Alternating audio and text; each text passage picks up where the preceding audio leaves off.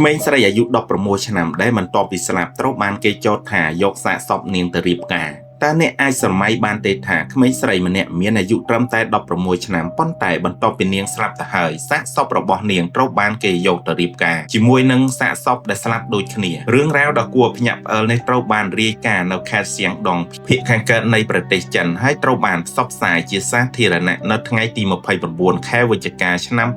2023ក្មេងស្រីដែលត្រូវបានគេរាយការណ៍ដែលមានឈ្មោះថាសៀងដាងនាងបានបាត់បង់ជីវិតនៅអាយុត្រឹមតែ16ឆ្នាំប៉ុន្តែអ្វីដែលធ្វើឲ្យរឿងនេះកាន់តែរន្ធត់និងមិនមែនត្រឹមតែការស្លាប់របស់នាងទេវាគឺជាអ្វីដែលបានចោទប្រកាន់ថាការកើតឡើងជាមួយសាកសពរបស់នាងបន្ទាប់ពីនាងស្លាប់ដើម្បីយល់ពីរឿងនេះឲ្យបានច្បាស់យើងត្រូវត្រឡប់ទៅកាន់ឆ្នាំ2006នៅពេលដែលសៀនដានៅតូចឪពុកម្ដាយបង្កើតរបស់នាងមានកូនភ្លោះរួចទៅហើយដោយសារតែបញ្ហាហិរញ្ញវត្ថុគ្រួសារត្រូវបានសម្រេចចិត្តឲ្យសៀងដាទៅគ្រួសារផ្សេងទៀតដើម្បីចិញ្ចឹមគេអះអាងថាมันមានលទ្ធភាពចិញ្ចឹមកូនទី3ទោះជាយ៉ាងណាឪពុកម្ដាយបង្កើតរបស់នាងនៅតែទៅមើលនាងម្ដងម្កាលរហូតដល់ខែធ្នូឆ្នាំ2022នៅពេលដែលសៀងដានាងមានអាយុត្រឹមតែ16ឆ្នាំនាងបានស្លាប់ដោយការលោតពីលើអគារកម្ពស់9ជាន់ឪពុកម្ដាយបង្កើតរបស់នាងអះអាងថានាងបានរងសម្ពាធផ្លូវចិត្តពីគ្រួសារចិញ្ចឹមរបស់នាងអស់រយៈពេលយូរប៉ុន្តែរឿងនេះមិនបានបញ្ចប់នោះទេបន្ទាប់ពីការស្លាប់របស់នាងមានការចោទប្រកាន់មួយគួរឲ្យភ្ញាក់ផ្អើលមួយបានលេចឡើងឪពុកម្ដាយបង្កើតរបស់សៀងដាបានចោទប្រកាន់ថាគ្រួសារចិញ្ចឹមបានយកសាកសពរបស់នាងទៅរៀបការជាមួយនឹងបុរសវ័យក្មេងម្នាក់ដែលបានស្លាប់ទៅហើយបុរសនោះត្រូវបានគេរាយការណ៍ថាមានត្រកូលសៀងទំនៀមទម្លាប់បែបនេះត្រូវបានគេហៅថា Ghost Marriage តាមការចោទប្រកាន់គ្រួសាររបស់បុរសដែលបានស្លាប់ផ្ទេរប្រាក់ចំនួន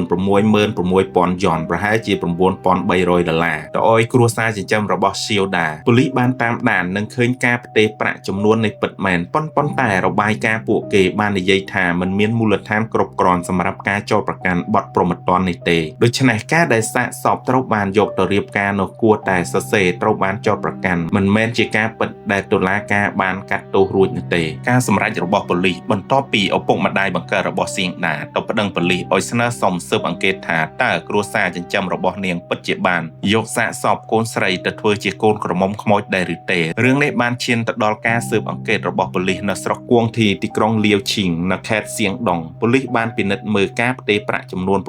66,000 យ៉នដែលត្រូវបានរាយការណ៍ពាក់ព័ន្ធនឹងការរៀបការជាមួយខ្មោចការផ្ទេរប្រាក់នេះត្រូវបានតាមដានប៉ុន្តែប៉ូលីសបានបញ្ជាក់ភស្តុតាងដែលមានមិនគ្រប់គ្រាន់ដើម្បីបើកសំណុំរឿងព្រហ្មទណ្ឌពាក់ព័ន្ធនឹងការប្រមាថឬរំលោភលើសាកសពដូច្នេះមិនមានការកាត់ទោសព្រហ្មទណ្ឌឬគ្រួសារចិញ្ចឹមតាមការចោទប្រកាន់នេះឡើយប៉ុន្តែរឿងនេះមិនបានបញ្ចប់ត្រឹមនឹងនោះទេបន្ទាប់ពីសំណុំរឿងសៀវដាបានផ្ទុះឡើងជាសាធារណៈនៅថ្ងៃទី18ខែវិច្ឆិកាឆ្នាំ2023អាជ្ញាធរនៅក្នុងតំបន់បានបើកកិច្ចប្រជុំស្ដីពីការកែប្រែទំនៀមទម្លាប់ក្នុងតំបន់ហើយបានបញ្ជាក់យ៉ាងច្បាស់ថានឹងបង្ក្រាបធ្ងន់ធ្ងរការរៀបការជាមួយខ្មោចប្រសិនបើមានឃើញអំពើដែលរំលោភច្បាប់និងចាត់វិធានការតាមច្បាប់ដូច្នេះទោះបីសំណុំរឿងរបស់សៀវដាមិនត្រូវបានបើកជាសំណុំរឿងព្រហ្មទណ្ឌដោយសារខ្វះភស្តុតាងគ្រប់គ្រាន់ក៏ដោយករណីនេះបានធ្វើឲ្យសង្គមចិនចាប់អារម្មណ៍យ៉ាងខ្លាំងហើយជំរុញឲ្យអាជ្ញាធរមូលដ្ឋានចាប់ផ្ដើមពង្រឹងនិងបង្ក្រាបទំនៀមទម្លាប់ Ghost Marriage នៅក្នុងតំបន់ទីបំផុតគ្មាននរណាម្នាក់ត្រូវបានតុលាការចោទប្រកាន់ពីការលក់សាកសពរបស់សៀវដាតាមការចោទប្រកាន់នោះទេប៉ូលីសនឹងនិយាយថាភស្តុតាងមិនគ្រប់គ្រាន់តើ Ghost Marriage ជាអ្វី Ghost Marriage គឺជាទំនៀមទម្លាប់បុរាណមួយដែលមានប្រវត្តិនៅប្រទេសចិនគេជឿថាមនុស្សស្លាប់ដោយមិនបានរៀបការអាចនឹងមិនមានដៃគូជីវិតក្រោយស្លាប់ដូច្នេះគ្រួសារខ្លះព្យាយាមរៀបចំអាពាហ៍ពិពាហ៍រវាងមនុស្សដែលបានស្លាប់ទៅហើយទំនៀមទម្លាប់នេះត្រូវបានរាយការណ៍នៅមានតំបន់ជនបទមួយចំនួននៅប្រពៃពិធីនេះ